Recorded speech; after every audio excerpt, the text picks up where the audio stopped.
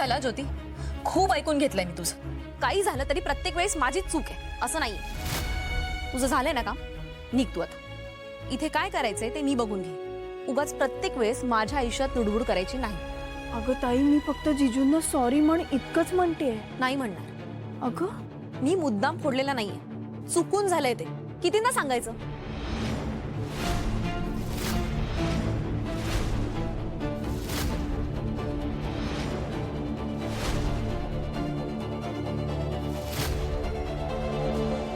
आता ह्यांचं आणि काय आहे, आता आणि काय नवीन ड्रामा आहे.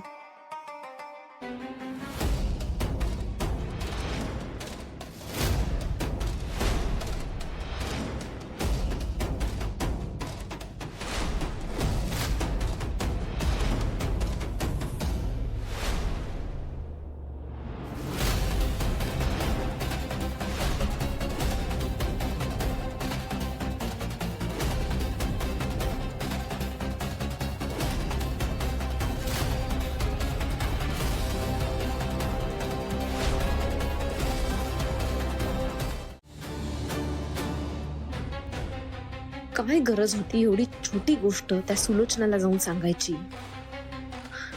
ती सुलोचना पण मला खूप बोललीय. मी त्याचा बदला नक्कीच घेईन. एक क्षण सुद्धा या घरातल्या कुठल्याही माणसाला शांत बसू देणार नाही. ज्योती, तू तू परत का आलीस? ताई, मला खरं खरं सांग, तुझ्या मनात नेमकं काय चाललंय? तू काय विचार करतेस हे मला नाही कळत आहे. हे बघ, त्या आत्या म्हणतात तसं सगळ्या चांगल्या प्रसंगात वाईटच घडतंय अगं. आणि प्रत्येक वेळी असा योगायोग कसा असू शकतो? तुला नक्की काय म्हणायचंय? ताई, मी शांतपणे विचारते, तूही शांतपणेच उत्तर दे. तुला चांगलं माहितीये मी कशा बाबतीत बोलते. जेव्हा जेव्हा अशा घटना घडल्यात तेव्हा प्रत्येक वेळी सेंटर ऑफ पॉइंट तूच आहेस. अगं, मग सगळ्यांसमोर जाब विचारणारच ना तुला. प्रत्येक वेळी मी नाही येणार आहे वाचवायला तुला. एक मिनिट, आता सुद्धा मी तुला वाचवायला ये म्हणून बोलले नव्हते. आणि तुला काय वाटतं मी माझं घर सांभाळू शकत नाही, मला माणसं कळत नाही? हे बघ ज्योती, माझ्या आयुष्यात लुडबुड करणं बंद कर. मी माझं घर नीट सांभाळू शकते. प्रत्येक वेळेस मला तुझी गरज नाही आहे.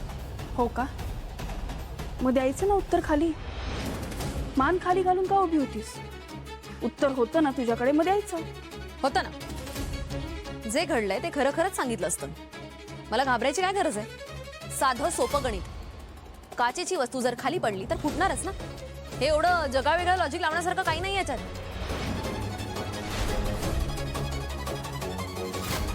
या ज्योतीचं पण अति चाललंय आता. अजून मी हिला सहन करू शकत नाही. अजून जर काही बोलली ना काही, तर माझ्या तोंडून सगळं सत्य निघेल.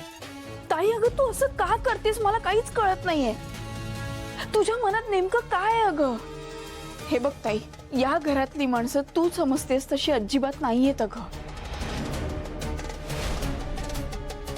ती खूप हळवी आणि प्रेमळ आहेत. ताई अगं, यांनी तुला एवढ्या मोठ्या मनाने स्वीकारलं याची थोडी तरी जाणीव ठेव.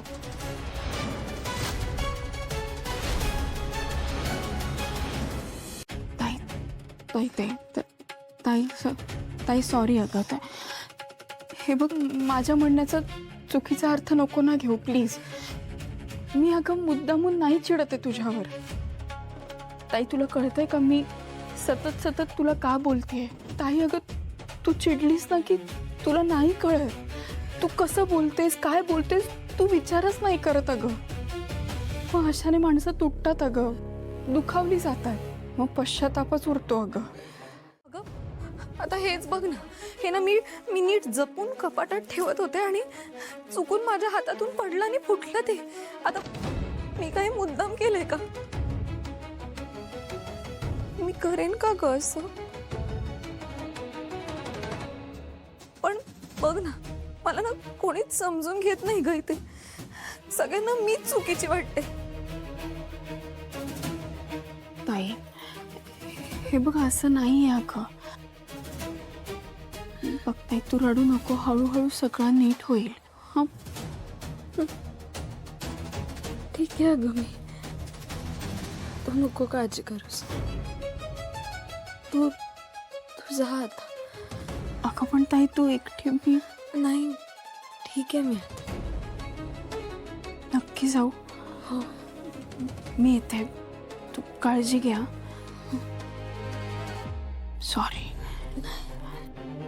बघितलं ना तुम्ही, काचा असतात, धार असते त्याला.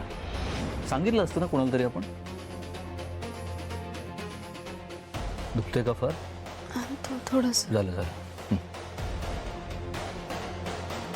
स्वराज, मला तुम्हाला सॉरी म्हणायचं होतं. आता हे आणि कशासाठी?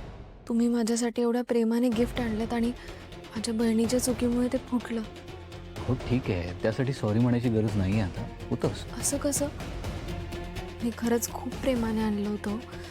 मला माहिती आहे तुम्हाला वाईट वाटलंय, तुम्ही हर्ट झालात. तुम्हाला खरं सांगू, तुम्हाला जेवढं वाईट वाटलंय ना, तेवढंच वाईट मला सुद्धा वाटलं. आणि म्हणून मी त्या सगळ्या काचा उचलून जोडायचा प्रयत्न करत होते आणि तेवढ्यात तुम्ही आलात. खरं तर ते गिफ्ट जसं होतं ना, तसं मी पुन्हा बनवणार आहे. किती गोड आहे ही मुलगी. फुटलेलं गिफ्ट पुन्हा जोडण्याचा विचार करते आणि हे फक्त आणि फक्त प्रीतीच करू शकते. खरंच मी हिच्यावर करतो त्यापेक्षा हिचं माझ्यावर जास्त प्रेम आहे. झालं, हरवला हा बावळाट माझ्या प्रेमात. ह्या मूर्खाला गुंडाळायला फार वेळ लागत नाही. ह्या जाळ्याचं विणकाम झालंय. आता वेळ आहे माशाला या जाळ्यात अडकवायची. सुलोचना गायकवाड, नाही तुला मी माझी माफी मागायला लावली ना, तर मी पण नाव नाही सांगणार. प्रीती सावेकर.